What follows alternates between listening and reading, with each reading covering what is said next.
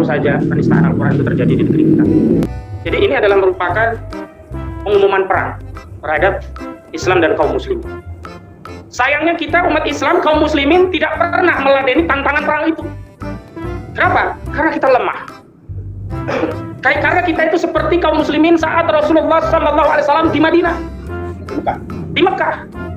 Ya, saat di Mekah kita tahu ada Ammar bin Yasir, keluarga Ammar bin Yasir itu disiksa. Tetapi kaum muslimin lemah sehingga tidak bisa melakukan tindakan apapun. Para sahabat diboikot, ya, Rasulullah pun diboikot, Rasulullah dilempari kotoran, Rasulullah ya disakiti. Tapi memang pada saat itu kaum muslimin lemah sehingga tidak bisa melakukan respon apapun. Padahal orang-orang kafir Quraisy saat itu tegas mengumumkan perang kepada umat Islam. Apa yang menyebabkan umat Islam saat itu tidak merespon, tidak melawan atau mendiamkan, hanya bisa bersabar terhadap perlakuan keji orang-orang kafir kepada Rasulullah juga para sahabat? Karena kaum muslimin masih lemah. Apa yang menyebabkan kaum muslimin saat itu lemah sehingga tidak merespon tantangan perang yang disampaikan kepada sahabat dan Rasulullah? Karena kaum muslimin belum memiliki negara. Dan juga para aktivis, bahkan kaum muslimin di seluruh dunia ya melakukan kecaman, tindakan juga kemarahan. Sekaligus kami juga menyerukan jihad fisabilillah di seantero dunia. Takbir. Maka ini merupakan bentuk kejahatan dunia yang paling besar. Ya, merupakan bentuk ya kedzaliman yang paling besar di muka bumi. Kenapa demikian? Karena Al-Quran adalah kitab yang paling mulia. Al-Quran adalah kitab yang paling suci yang diturunkan oleh Allah SWT kepada manusia yang paling suci, yakni kepada manusia yang maksum terbaik di muka bumi, yakni baginda Rasulullah SAW. Saya katakan bahwa ini merupakan kejahatan yang paling besar dibanding kejahatan-kejahatan yang lain.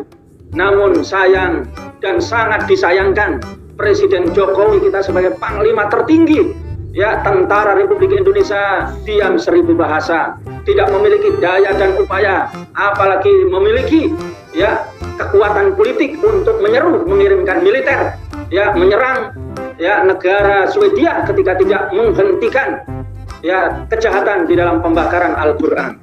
Yang kedua juga kita juga malu kepada Presiden Putin yang dia ini juga seorang yang dia komunis, dia sosialis, namun dia mengatakan bahwa pembakaran Al-Quran oleh Salwan ya Momika yang ada di Swedia ini merupakan standar ganda dari Barat.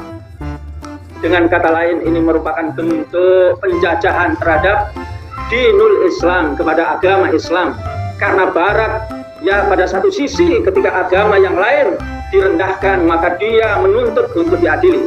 Ketika ada ras yang dihinakan, maka Barat marah dan berkuar-kuar untuk melakukan tindak hukuman kepada yang melakukan. Namun ketika terjadi penistaan kepada Allah SWT, kepada Rasul, kepada Al-Quran, Barat diam-diam saja.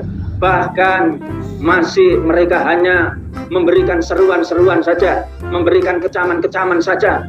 Yang ini sangat berbeda ketika agama yang lain maupun isma-isma yang lain ataupun pelanggaran-pelanggaran kemanusiaan yang lain, maka Barat dengan cepat menurunkan hukuman, menurunkan boikot, bahkan serangan seperti yang terjadi di Afghanistan dan di Irak. Kenapa?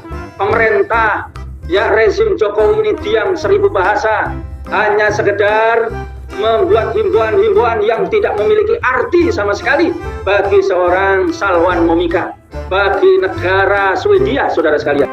Ini semakin menunjukkan bahwa negara Indonesia atau pemerintahan Indonesia ini sangat membutuhkan khilafah dan membutuhkan jihad fisabilillah. Takbir. Allah. Sebagai kaum muslimin, sebagai umat Islam, sebagai orang yang percaya bahwa Al-Quran adalah satu-satunya pedoman hidup kita, maka semestinya sebagai umat Islam kita turut marah atas pembakaran Al-Quran ini. Dan para ulama mengadakan rekomendasi bersama untuk supaya Presiden Joko Widodo merespon ini dan mengirimkan tentara ke Swedia.